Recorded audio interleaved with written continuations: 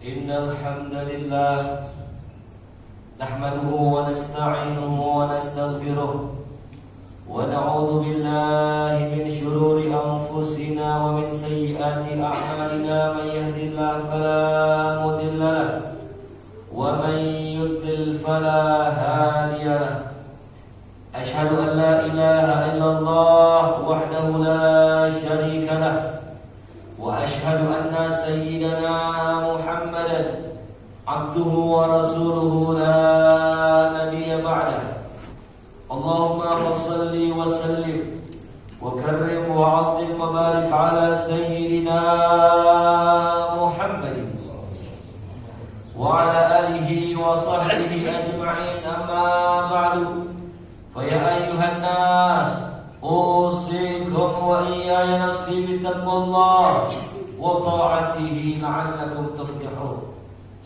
فقد قال الله سبحانه وتعالى في محكم تنزيله وهو أصدق القائلين أعوذ بالله من الشيطان الرجيم يا أيها الذين آمنوا اتقوا الله حق تقاته ولا تموتن إلا وأنتم مسلمون صدق الله العظيم. Masyaallah muslimin rahimakumullah, sidang Jumat yang berbahagia. Puji syukur kehadiran Allah Subhanahu wa taala atas limpahan nikmat dan anugerahnya kita masih sama-sama diizinkan oleh Allah untuk bisa duduk dan hadir dalam kewajiban kita, yakni salat Jumat berjamaah, di mana banyak orang-orang yang sehat afiat, memiliki kecukupan harta, namun tidak melangkahkan kakinya ke tempat ini. Mudah-mudahan Allah Subhanahu wa taala tambahkan nikmatnya pada kita semua, zahir dan batinnya. Mudah-mudahan kelak kita masuk ke dalam surganya Allah Subhanahu wa taala. Amin ya rabbal alamin. Salawat dan salam tak lupa kita haturkan kepada junjungan kita Nabi besar Muhammad sallallahu alaihi wasallam, alladzi yukhrijuna minadh dhulumati ilan nur, yang telah mengeluarkan kita dari kegelapan menuju cahaya yang terang benderang. Mudah-mudahan kita di yaumil qiyamah dikumpulkan bersama beliau, digolongkan menjadi umatnya, mendapatkan syafaatnya. Amin ya rabbal alamin. Dan tak lupa khatib berwasiat untuk diri pribadi maupun para jemaah sekalian, marilah sama-sama kita tingkatkan iman dan takwa kita pada Allah Subhanahu wa taala. Dalam artian takwa yang sebenarnya, yaitu imtithal awamirillah, mengerjakan segenap perintah Allah dan menjauhi segala larangannya. Ma'asyiral muslimin rahimakumullah, sidang Jumat yang berbahagia. Dikisahkan dahulu ada seorang alim besar, seorang ulama yang Allah anugerahkan kekayaan yang luar biasa. Setiap kali orang yang datang ke rumahnya, ia potongkan untuk hidangan tamunya beberapa ekor kambing. Lantas ada salah seorang dari para tamu tersebut, ia sangat takjub dengan apa yang dihidangkan oleh ulama besar tersebut. Ulama tersebut bernama Habib Abdullah Syamsi Sumus, yang terkenal dengan wali besar di zamannya. Lantas orang tersebut mengatakan dan memuji Habib Abdullah. Beliau katakan, wahai Habib, ini luar biasa hidangan yang kau hidangkan. Saya belum pernah melihat ada orang kaya yang menghidangkan jamuan untuk tamunya seperti apa yang kau hidangkan untuk saya. Lantas Habib Abdullah mengatakan, wahai fulan, ketahuilah, saya punya saudara yang ia lebih kaya daripada saya. Di mana Habib rumahnya? Dia tinggal di ujung daerah sana, suatu tempat. Lantas orang tersebut penasaran dengan apa yang dikatakan Habib tersebut. Dia ingin melihat seseorang yang katanya lebih kaya dari Habib Abdullah Syamsi Sumus. Lantas ketika sampai ke rumah saudaranya tersebut, didapatilah bahwasanya rumah orang yang katanya lebih kaya hanyalah sebuah gubuk kecil. Ketika masuk ke dalam rumahnya, ia dijamu dengan jamuan yang luar biasa, yaitu hanya sepotong roti dan setengah gelas kopi. Lantas ia menunggu dan menunggu. Tuan rumah tersebut mengeluarkan hidangan utama. Namun sampai berjam-jam mengobrol hanya setengah gelas kopi dan sepotong roti. Lantas setelah pulang ia berpamitan kepada tuan rumah tersebut. Ia merasa dibohongi oleh Habib Abdullah Al-Idrus. Lantas ia kembali ke rumah Habib Abdullah Al-Idrus. Dikatakan, Habib, antum telah membohongi saya. Kata antum saudara antum lebih kaya daripada antum. Tapi nyatanya ia hanya menjamu saya dengan setengah kopi dan sepotong roti. Lantas Habib Abdullah mengatakan, wahai fulan, ketahuilah, saya ini meskipun saya memotongkan untuk tamu-tamu saya beberapa ekor kambing, nyatanya di rumah saya, nyatanya saya masih memiliki banyak sekali kambing, bahkan ratusan, bahkan ribuan kambing. Namun saudara saya, ia tiap hari bekerja dan mendapatkan hanya 1 gelas kopi dan 1 potong roti. 1 gelas kopi dan 1 potong roti itu dibagi untuk keluarganya. Namun ia berani mengorbankan setengah hartanya. Ia potong setengahnya. Ia bagikan setengah gelas kopi dan ia bagikan sepotong roti untuk Anda.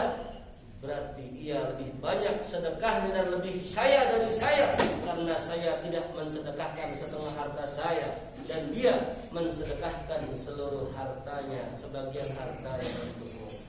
Subhanallah. Ini menunjukkan bahwasanya yang namanya kaya dan miskin bukanlah diukur dengan harta.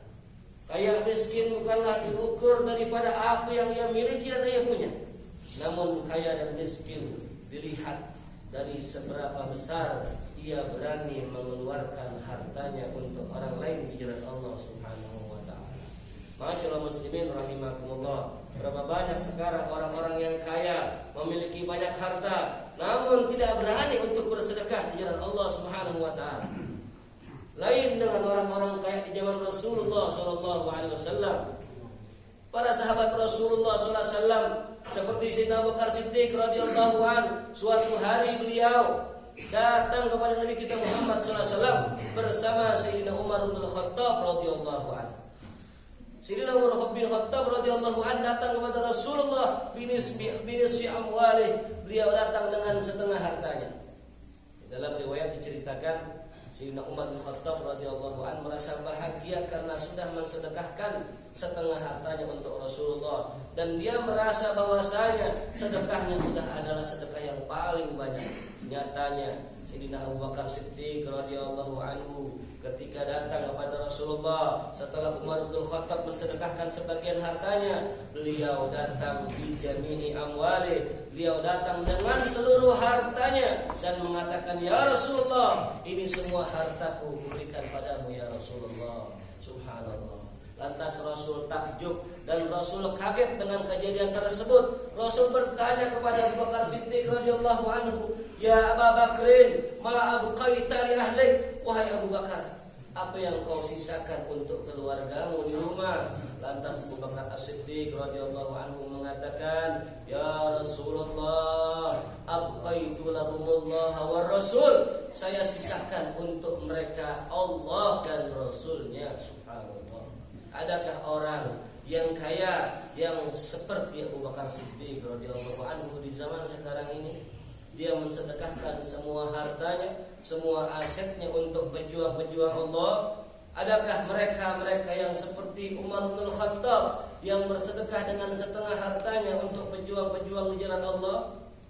Ataukah mungkin ada seperti Utsman bin Affan radhiyallahu anhu yang setiap kali Rasul menyuruhkan untuk berinfak, dia adalah orang yang paling terdepan untuk berinfak kepada Nabi kita Muhammad sallallahu alaihi wasallam. Inilah orang-orang yang benar-benar mengetahui nilai akhirat. Mereka mengetahui surga dan hakikatnya, karena surga dan hakikatnya itu tidak dapat dibeli dengan harga yang murah. Dia harus dibeli dengan harga yang mahal dan pengorbanan. Ma'asyiral muslimin rahimakumullah. Dikisahkan ada seorang alim besar, seorang ulama. Ini kisah nyata. Ada dia tinggal di daerah Syam. Lalu kemudian ia bermimpi dengan Nabi kita Muhammad sallallahu alaihi wasallam. Orang yang bermimpi berjumpa dengan Rasulullah bukanlah orang sembarangan. Mungkin di antara kita jamaah Jumat, Mungkin belum ada yang pernah mimpi Rasul SAW. Karena begitu sulitnya orang bermimpi ketemu Nabi kita Muhammad SAW. Namun ini ulama luar biasa. Dia bisa berjumpa dengan Rasul SAW dalam mimpinya. Lantas dalam mimpinya orang itu Rasul SAW mengabarkan kepada ulama tersebut, wahai fulan, kirimkan salam saya untuk fulan bin fulan, dia tinggal di Mekah. Subhanallah, Rasul mengirimkan salam kepada orang lain lewat ulama tersebut. Lantas keesokan harinya ia bermimpi dengan mimpi yang sama. Wahai fulan, kirimkan salam saya untuk fulan bin fulan, dia tinggal di Mekah. Lalu sampai 3 kali bermimpi. Lantas ia mencari orang tersebut di Mekah. Dicari oleh orang tersebut, oleh ulama tersebut. Dikerahkan seluruh kawan-kawannya untuk mencari fulan bin fulan. Di manakah rumahnya? Subhanallah, penasaran orang ini dengan siapakah orang yang sampai Rasul kirim salam untuk dirinya. Lantas ketika sampai berjumpa dengan orang yang dikirim salam oleh Rasulullah, ia kaget, ternyata secara zahir tampilan orang tersebut tidak terlihat seperti orang soleh. Jikalau kita memandang orang soleh, pastilah ia menggunakan pakaian yang indah, pakaian yang enak dipandang mata. Bahkan wajahnya pun indah, bersinar bak cahaya. Namun orang tersebut, orang yang dikirimin salam tersebut, ternyata secara zahir bukan nampak seperti orang soleh. Tapi dia penasaran, dia bertanya, ya fulan, apakah kau fulan bin fulan? Naam, katanya. Iya, katanya. Memang kenapa kau bertanya tentang itu kepada saya? Saya beberapa hari lalu bertemu Rasulullah. Lalu Rasulullah SAW mengabarkan pada saya untuk menyampaikan salam kepada anda. Subhanallah, orang itu menangis. Kenapa menangis? Karena seumur hidupnya belum pernah sama sekali bermimpi Rasulullah SAW. Namun tiba-tiba ia dikirim salam oleh Rasulullah SAW. Orang itu bertanya, wahai fulan, apa amalanmu sehingga engkau dikirim salam oleh Rasulullah SAW? Lantas ia mengatakan, wahai syekh, wahai guru, saya bukan orang soleh, saya bukan orang alim, saya hanya orang yang fasik, orang yang banyak maksiat. Saya jarang pergi ke masjid, saya jarang pergi untuk salat berjamaah. Bahkan kadang-kadang saya meninggalkan perintah Allah Subhanahu wa taala. Cuman ada satu amalan yang saya istiqomahkan hingga saat ini. Apa itu, kata syekh tersebut, kata guru tersebut? Saya punya tetangga, dia adalah seorang janda yang ditinggal suaminya. Ia memiliki beberapa orang anak. Setelah meninggal suaminya tersebut, saya bersumpah kepada Allah, saya berjanji pada Allah untuk membagi setengah gaji saya untuk janda tersebut dan anak-anaknya. Mungkin itulah wahai Tuhan, wahai guru, yang menyebabkan Rasulullah SAW kirim salam kepada saya. Lantas tuan guru tersebut mengajak orang tersebut, ayo kita ke masjid. Berangkatlah mereka ke masjid. Namun orang tersebut izin untuk mandi terlebih dahulu. Ia pulang ke rumahnya, ia mandi dengan mandi sunnah, ia pakai pakaian yang terbaik yang belum pernah ia pakai sebelumnya. Lalu ia pergi ke masjid.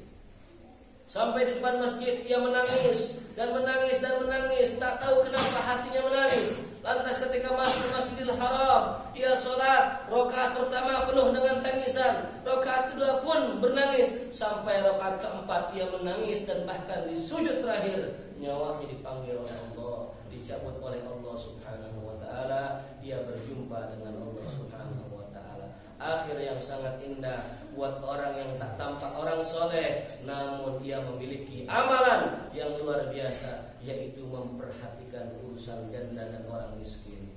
Benarlah sabda Rasul SAW, yang mana Rasul pernah mengatakan dalam hadis yang sahih diriwayatkan, as-sa'i 'alal armalah wal masakin, orang yang berjuang menafkahi para janda dan orang miskin, kal qaim la yaftur, seperti orang yang salat malam tidak pernah istirahat, wa qas-shaim la yuftir, seperti orang yang berpuasa tidak pernah berbuka tiap hari. Subhanallah, kita mungkin tidak mampu untuk sholat malam sepanjang malamnya, dan kita tidak mampu berpuasa setiap harinya. Namun kalau kita memperhatikan urusan-urusan orang miskin, kita memperhatikan urusan perkara orang-orang susah, maka Allah Subhanahu wa taala akan mengangkat derajatnya setara dengan orang yang tiap malam sholat tahajud, setara dengan orang yang tiap hari dia mengerjakan puasa sunnah. Subhanallah. Maka kita harus tahu siapa diri kita. Kita harus kenal apa yang Allah berikan pada kita. Jikalau kita termasuk ahlul ilm, orang yang diberikan Allah ilmu, maka kita bersedekah dengan ilmu. Kita sebarkan ilmu kita yang mana itu amanah dari Allah Subhanahu wa taala. Jangan komersilkan, jangan kita perjualbelikan ilmu dengan sesuatu yang murah, namun ikhlaslah mengajarkan Allah. Jikalau Allah titipkan pada kita harta, kita mesti tahu apa tugas seorang yang memiliki harta, yaitu ia berinfak di jalan Allah Subhanahu wa taala. Ia keluarkan harta tersebut sebagai bentuk syukurnya atas nikmat yang diberikan Allah Subhanahu wa taala. Dan jikalau Allah tempatkan kita selaku orang miskin, maka jangan meminta-minta dan mengemis.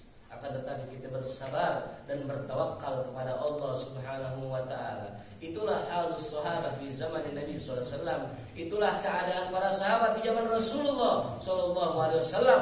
Mereka tahu apa tugas mereka. Yang kaya tahu tugasnya yaitu berinfak. Yang kuat tahu tugasnya membela agama Allah Subhanahu wa taala.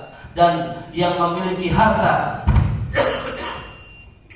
dan orang yang miskin tahu mereka bersabar dengan apa yang diuji oleh Allah Subhanahu wa taala. Maka orang-orang yang memiliki ibadah yang luar biasa, dia rajin mengerjakan sholat, dia rajin ke masjid, dia rajin iktikaf, Ramadan tidak pernah tinggal ikut kajian. Namun jika dia malas bersedekah, dia enggan untuk berbagi kesenangan dengan orang-orang lain, maka dikatakan oleh Allah dalam Al-Quran, ara'aital ladzi yukadzibu biddin. Tahukah kalian orang yang mendustakan hari kiamat? Fadzalika alladzi yad'ul yatim. Mereka lah orang-orang yang menghardik anak-anak yatim. Wala yahuddu ala ta'amil miskin. Tidak punya tergerak hatinya untuk memberi makan orang miskin. Fawailun lil musallin. Jikalau mereka rajin sholat, rajin ibadah, maka celakalah orang-orang yang rajin sholat itu. Kenapa? Alladzina hum an sholatihim sahun. Karena mereka yang rajin sholat, namun sholatnya lalai.